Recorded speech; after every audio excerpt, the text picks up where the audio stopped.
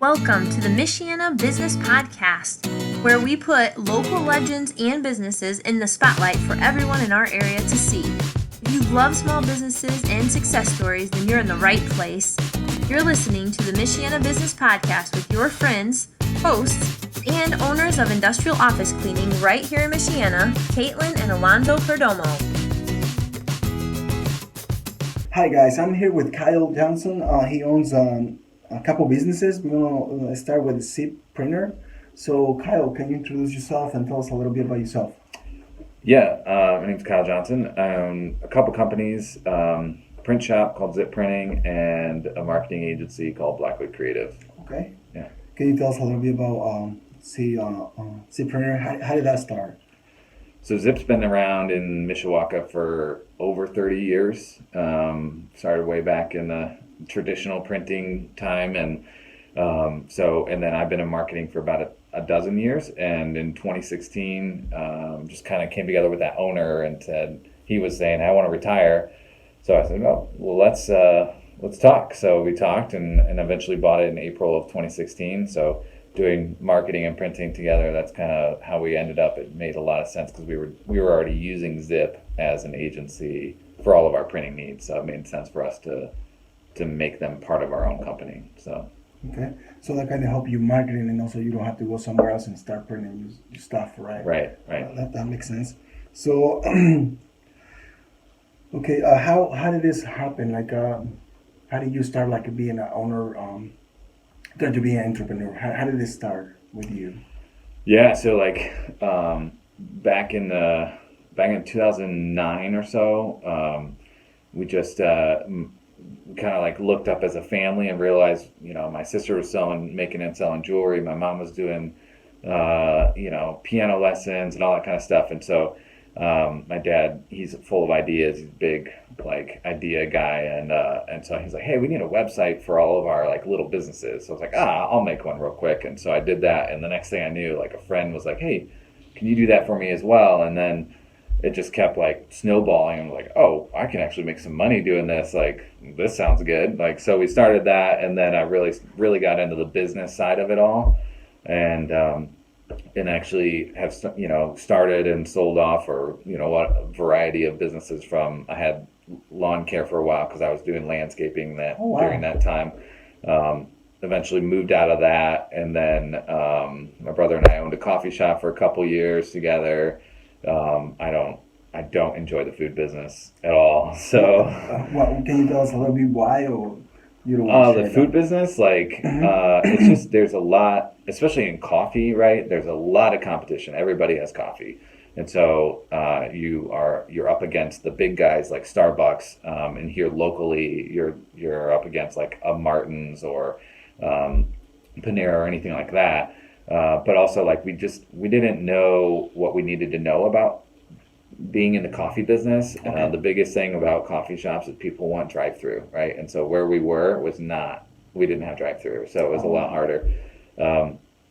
Also, like, just food expiring, stuff going bad, like whatever, just stuff like that. It's just not something that I was long-term interested in. So eventually, through a variety of circumstances, we kind of handed that business off to somebody else and walked away. So it worked out at the end, but we learned a lot about QSR and like owning a shop like that in the food industry. And so it just, yeah. So let me ask you this, Kyle. If you want to save somebody to do the same mistakes like headaches and all that, what can you tell them to if they want to go to the business side of the food? Like, what can they prevent to run to those issues so you can help them?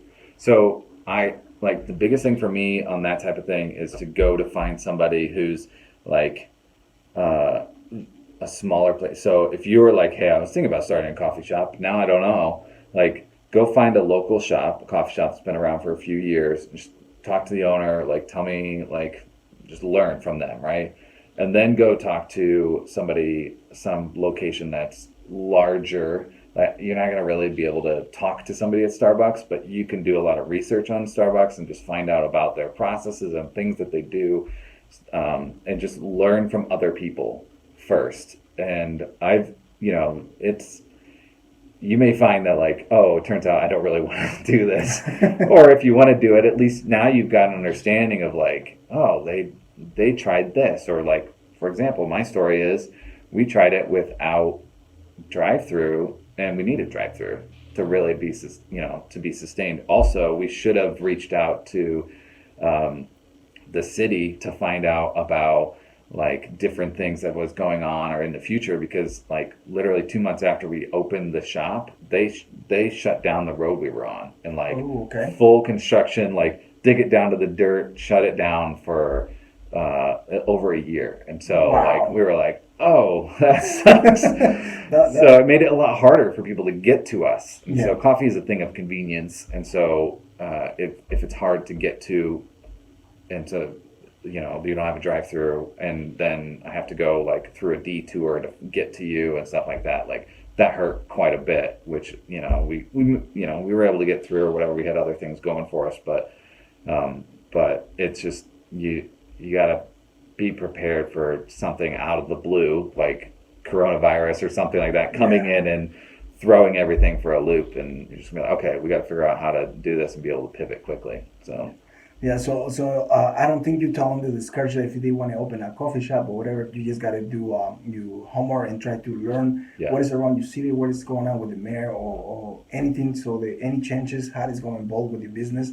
Not just try to open one and like, oh, I'm going to go forward, but kind of learn before that you go in the field, because it can be things that you're like, oh, I didn't expect that they're going to shut down this road. Yeah. What am I going to do? Right. Well, okay. So tell us a little bit about the other business that you run, the Blackwood Creative. Yeah. How does that work? How does that come into you?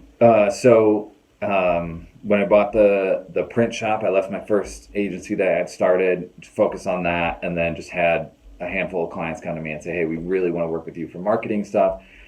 So I just, kind of started that up, and it was really a side gig right at first. And then all of a sudden I was like, okay, I can't just do this on my own. So really started building up clientele. And that was in 2016. So, I mean, we're headed into 5 years, 4.5 years old right now, this company is. And we've got like 7 of us on staff, and, just a wide variety of clientele from, like local businesses all the way up to clients that are core clients, are clients that have a national or international reach, that are doing, anywhere from, really a pretty wide variety in revenue, from 30 million to maybe 300 or 400 million a year in type of revenue. And that's the type of clients that we really go after. So it's a little different than the print shop, but we do content marketing basically, and help people with that. And that looks like social media management, paid media, helping build websites or manage websites, designing branding and logos and all that stuff, and shooting video and photography and everything. All that like kind of all fits within like our content marketing stuff.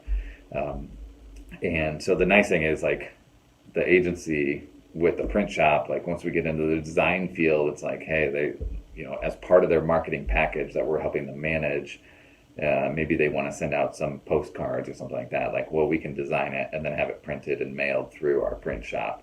So the two work hand in hand really well. Wow, that's very awesome. So let's say, for example, how can you help me if I'm a very beginner to start my business? I don't even know how to market. I don't even know how to print. If I need to jar signs or business cards, can you help people like me? Like, I don't know what to do. Can you help people? How does that?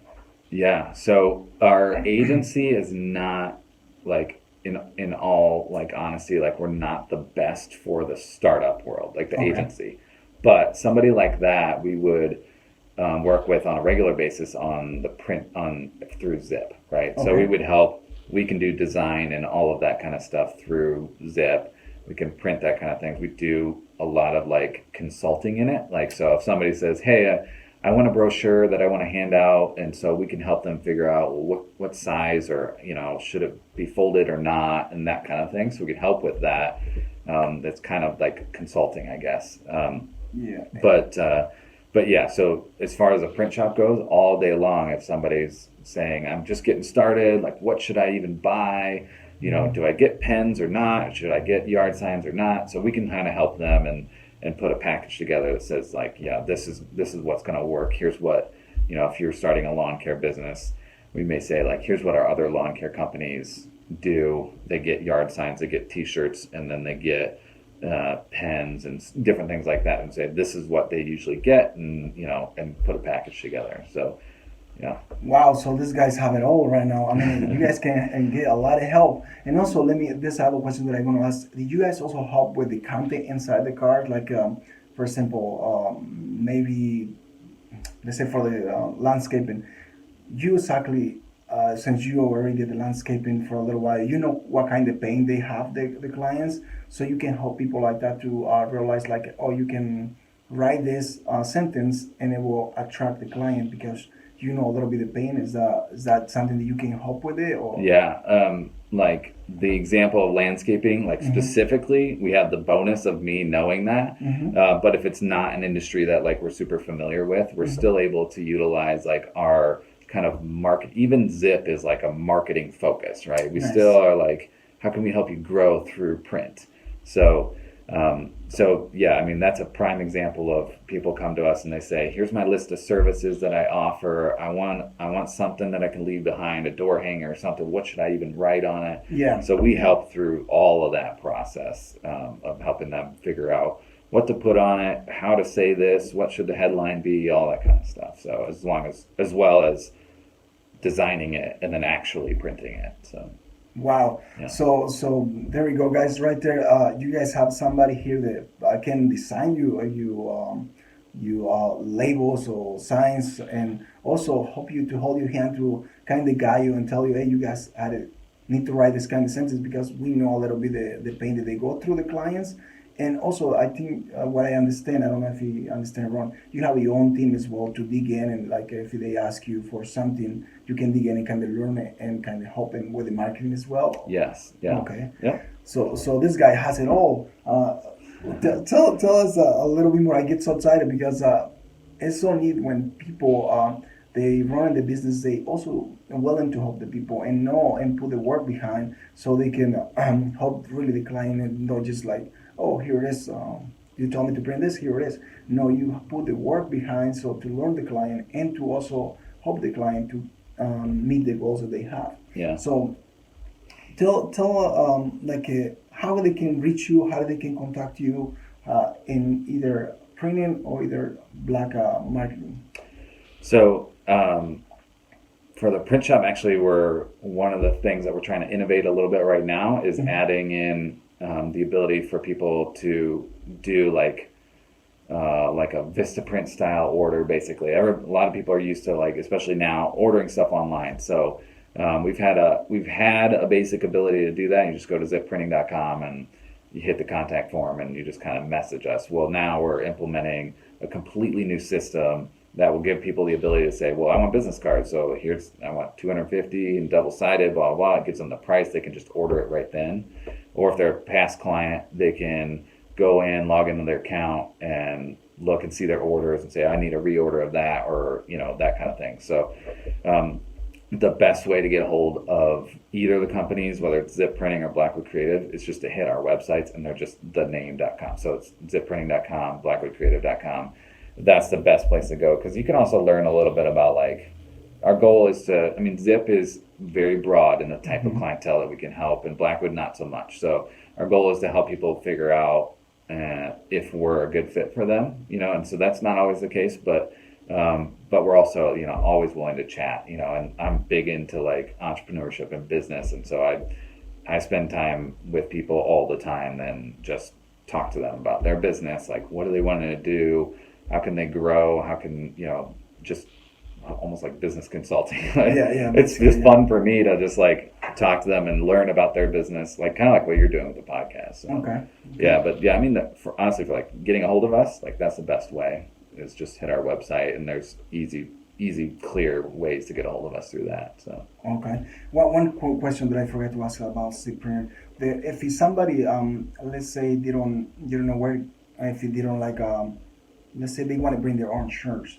can you guys help with that, or you guys have all that you take care of, like picking up the shirt. You tell them like, oh, the shirt is good for this type of business because this is more rough. Oh, Yeah. how does that? Yeah, so like when it comes to apparel, most of the time we get the apparel because we sell it for what you would buy it from any store for. So like we have a wholesale account. So Okay.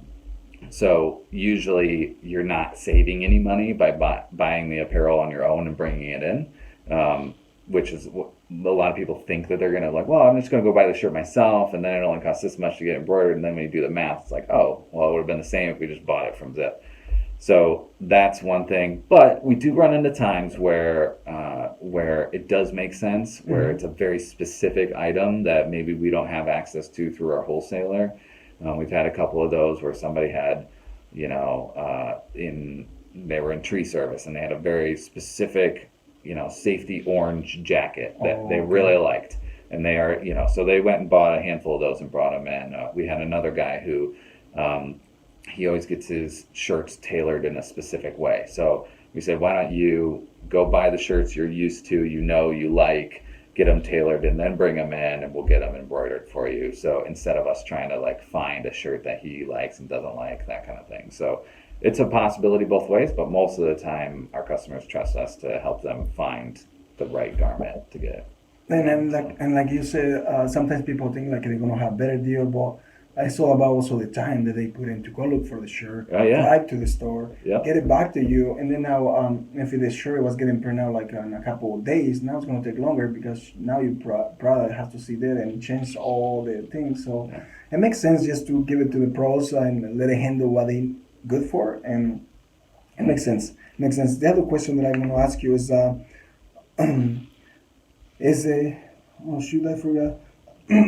How does it make you different from the other competition in Zipp Printer or Blackwood? So like I said, with Zipp Printing, like we our focus is to really do like quality printing and surprisingly fast. That's kind of our tagline there.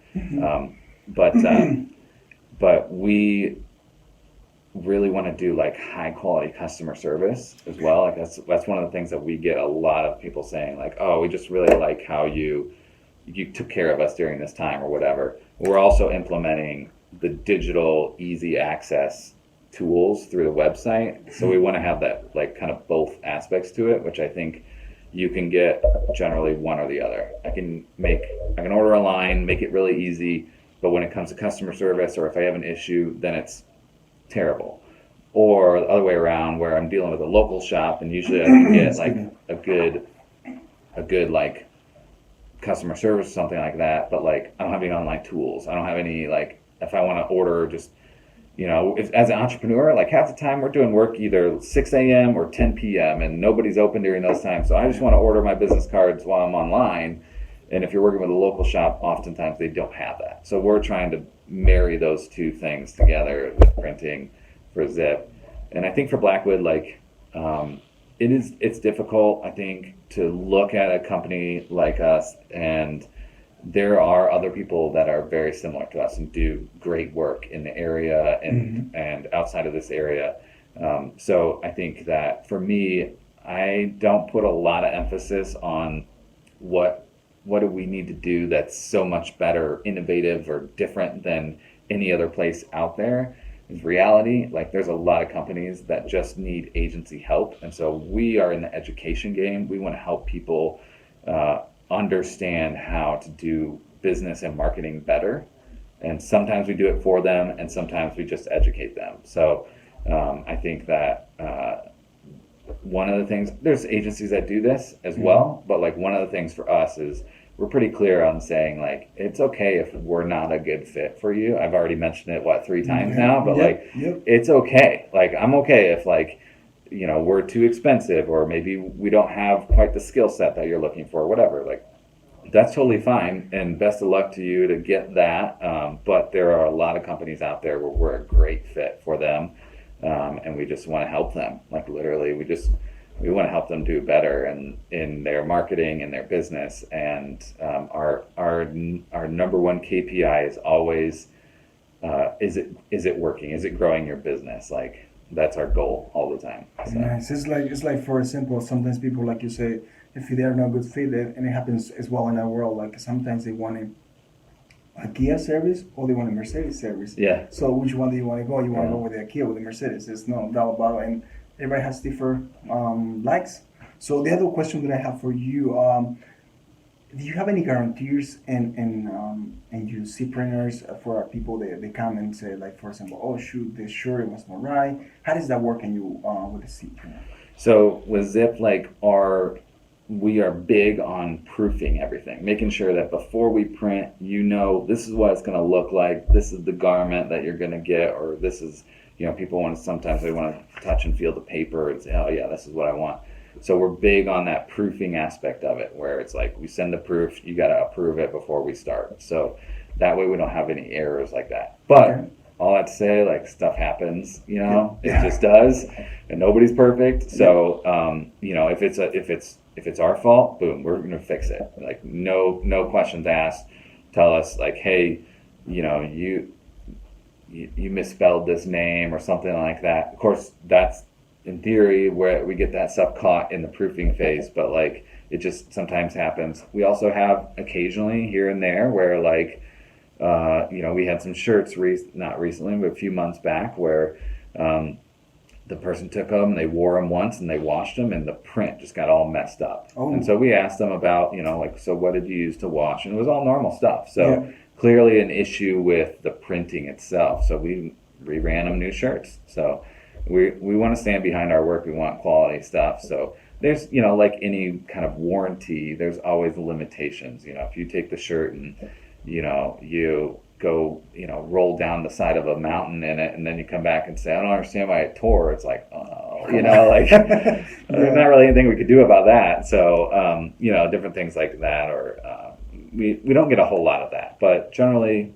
if it's our fault, we're going to stand behind it. We're going to get it fixed. A lot of times, though, like if there's a spelling error or something like that that's done in like a print thing, if we proofed it to the client and they said, yeah, we looked at this, it looks good, please print, that's where we kind of transfer that ownership of the quality over to the client and say, okay, you approved it, now we're going to print it. And then if we find that error, a lot of times we'll go back and say, okay, we'll print it again at a discount, usually like up to 50% off. So just because we're not perfect, and especially if content or designs are given to us, Mm-hmm. then we can. That's where that proofing process helps quite a bit. So, and there's always, we just had it earlier this week where a client sent us finished artwork ready to go that said, print this. We don't need a proof. We still give them a proof.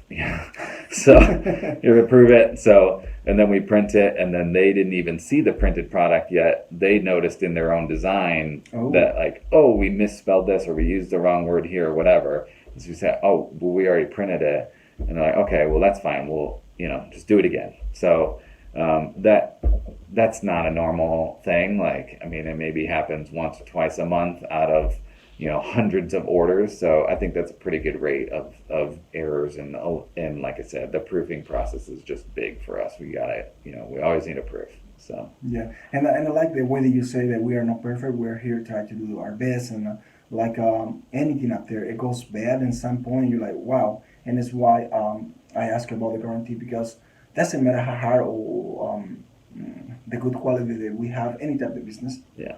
Really is gonna have a mistake Yeah. here and there. So I was wondering if you guys have like kind of guarantee or anything like Yeah. that. But you explained it, you hit the nail. So let's go now about you. What kind of, do you like to read books? Oh, I love books. I'm big on books. And what kind of books do you read? What book do you recommend out there? People that want to learn marketing or learn businesses, or what book do you specifically like? I mean, there's so many books on different topics. For me, like it is depending on the topic. But if somebody wants to learn like kind of the basics of business and marketing, there's two books, right? Okay. One is Dave Ramsey's Entree Leadership book. Oh. Yeah. So really good stuff on business and like how to operate business. There's a variety of topics from HR and finances and all that type of stuff. Mm-hmm. He also has several events that I've gone to 2 of them this year so far. Just really solid stuff on how to kind of run your business.